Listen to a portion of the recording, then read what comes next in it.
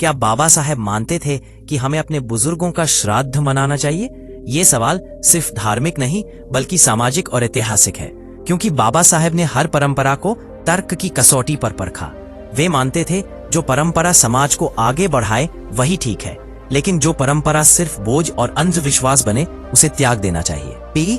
श्राद्ध क्या है? हिंदू परंपरा के अनुसार श्राद्ध यानी मृत पूर्वजों को भोजन और जल अर्पित करना। ये माना जाता है कि पितरों की आत्मा आकर वह भोजन स्वीकार करती है। इसी विश्वास के कारण लोग हर साल श्राद्ध में ब्राह्मणों को बुलाकर भोज कराते हैं। गरीब परिवार भी कर्ज लेकर यह सब करने को मजबूर हो जाते हैं। सवाल उठता है, क्या सच में आत्माएं आकर भोजन करती हैं या यह सिर्फ एक कर्मकांड है? बाबा साहेब ने इस विषय को बहुत गहराई से समझा। उन्होंने देखा कि श्राद्ध जैसी परंपराएं गरीबों पर भारी पड़ती हैं। लोग अपनी कमाई का बड़ा हिस्सा सिर्फ इन रिवाजों पर खर्च कर देते हैं, जबकि उसी पैसे से बच्चों की पढ़ाई, घर का गुजारा बेहतर हो सकता था।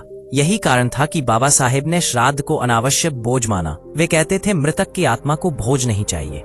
अगर किसी को चाहिए तो वह है सम्मान और सेवा जीवित अवस्था में, यानी जब माता पिता जिंदा हैं उनकी देखभाल करो, उनके साथ प्रेम और आदर से रहो, उनकी इच्छाओं को पूरा करो। यही असली श्राद्ध है। बाबा साहेब ने हमेशा जीवित मनुष्य के सम्मान को मृतक पूजा से ऊपर रखा। वे कहते थे जीवित माता पिता भूखे हैं और लोग मृतकों को खिलाने का दिखावा करते हैं। ये सोच उन्हें बिल्कुल स्वीकार नहीं थी।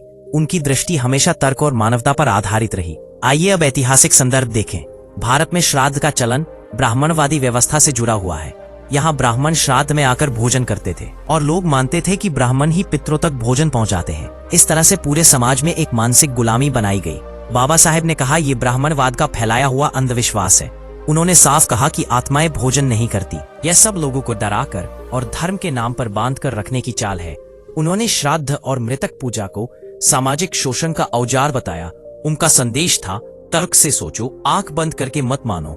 बाबा साहेब का जीवन खुद इसका उदाहरण है। उन्होंने कभी श्राद्ध नहीं कराया, न अपने पूर्वजों के लिए, न ही अपने परिवार में। उनका कहना था, मेरे पूर्वजों का सम्मान मेरे कर्मों में दिखेगा। अगर मैं समाज को शिक्षा देता हूँ, समानता लाता हूँ, तो वही मेरी सच्ची श्रद्धांजलि होगी। इसी सोच ने लाखों लोगों को प्रेरित किया। उन्होंने कहा, हमारे पूर्वजों को भोजन नहीं चाहिए, उन्हें चाहिए सम्मान, और वह सम्मान है उनके संघर्ष और मूल्यों को आगे बढ़ाना। इसीलिए उन्होंने श्राद्ध को अस्वीकार कर दिया और बौद्ध धर्म की राह चुनी। बौद्ध धर्म में मृतक पूजा नहीं है, यहाँ ध्यान है मानव जीवन में करुणा और करुणा से कर्म। बुद्ध ने भी कहा था, मृतक को दान नहीं पहुँचता, दान जीवित को ही मिलता है। बाबा साहेब ने इसी विचार को अपनाया।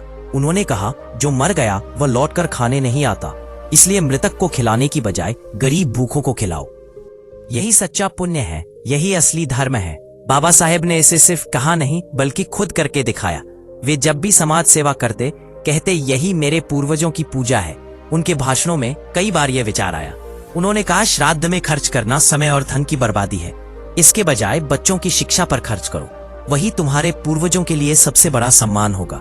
क्योंकि वे चाहते थे कि आने वाली पीढ़ियां गुलामी से मुक्त हों, और यह तभी होगा जब शिक्षा और तर्क को अपनाया जाएगा। इसलिए उन्होंने कहा, श्राद्ध नहीं, शिक्षा ही असली श्राद्ध है। इन शब्दों ने समाज में नई चेतना जगाई। लोग धीरे धीरे कर्मकांड छोड़ने लगे और तर्क पर आधारित जीवन जीने लगे।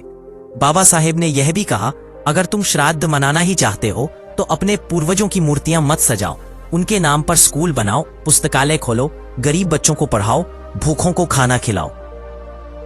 यही है असली श्राद्ध। ये विचार उनके बौद्ध दृष्टिकोण से मेल खाता है, जहां दया, करुणा और सेवा ही धर्म है। कोई कर्मकांड नहीं, कोई अंधविश्वास नहीं, सिर्फ तर्क और मानवता। बाबा साहेब ने खुद अपने बच्चों और परिवार को यही सिखाया। उन्होंने कहा, हमारे घर में कोई श्राद्ध नहीं होगा, हम मृतकों की पूजा नहीं करेंगे, हम उनके विचारों को याद करेंगे। यही उनकी परंपरा बनी और यही परंपरा आज लाखों लोग अपना रहे हैं। श्राद्ध छोड़कर शिक्षा और सेवा को चुन रहे हैं।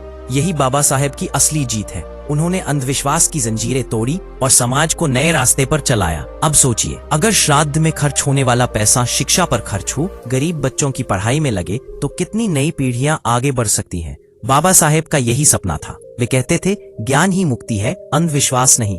शिक्षा से ही समाज उठेगा। इसीलिए उन्होंने श्राद्ध को ठुकराया और शिक्षा को अपनाया। दोस्तों, बाबा साहेब का यह निर्णय छोटा नहीं था। यह सामाजिक क्रांति थी, क्योंकि सदियों से लोगों को सिखाया गया था श्राद्ध जरूरी है। लेकिन बाबा साहेब ने कहा, नहीं, यह जरूरी नहीं, यह सिर्फ अंधविश्वास है। सच्चा सम्मान जीवित मनुष्य को दो।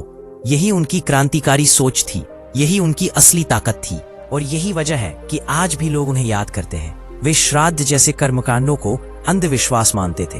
वे कहते थे, पूर्वजों का सम्मान करो, लेकिन उनके नाम पर दिखावा मत करो। सेवा और शिक्षा ही असली श्रद्धांजलि है।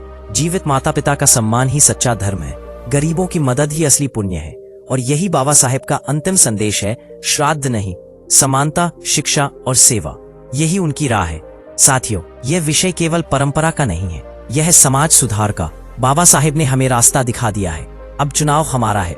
हम अंधविश्वास में रहना चाहते हैं या तर्क और शिक्षा को अपनाना? हम दिखावे में रहना चाहते हैं या सच्ची सेवा करना? हम कर्मकांड करना चाहते हैं या समाज को आगे बढ़ाना?